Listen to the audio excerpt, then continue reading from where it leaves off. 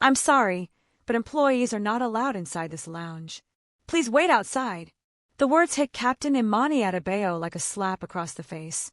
She stood frozen in front of the airline's private crew lounge, her crisp uniform perfectly pressed, her pilot wings gleaming on her chest. But the airline staff member at the reception desk hadn't even looked at them. He had just seen her skin. Imani had been here before. Not this exact moment, but this feeling.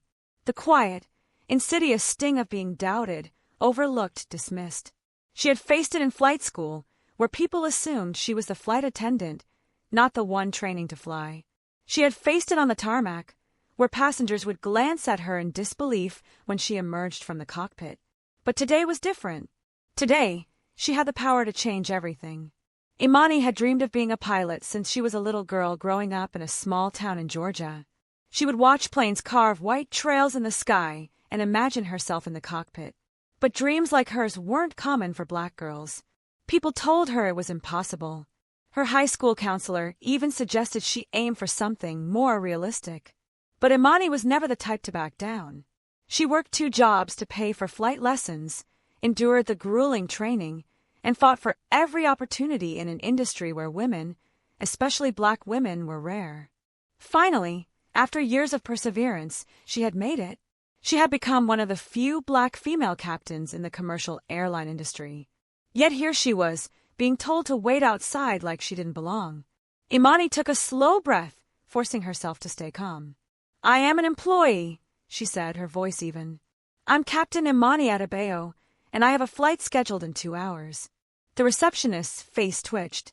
He glanced at her badge, then at her uniform, as if seeing it for the first time. But instead of an apology, his response was clipped.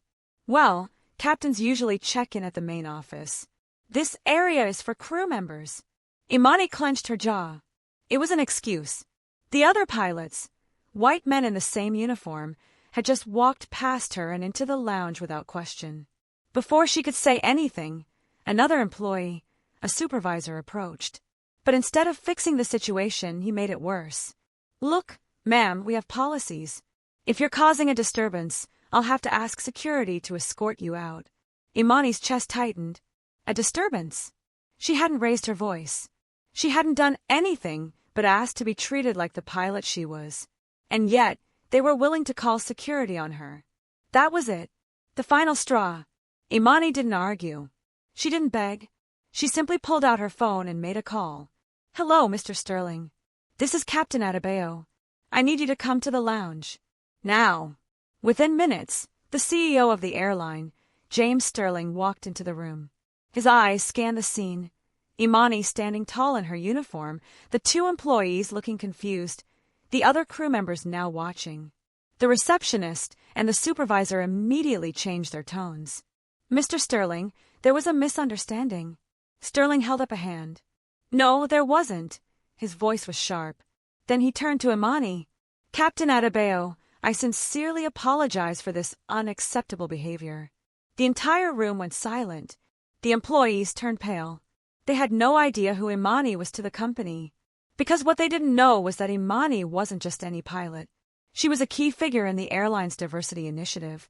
She worked directly with the CEO to increase opportunities for underrepresented pilots, and she had the authority to make real changes. Without hesitation, Sterling looked at the 2 employees.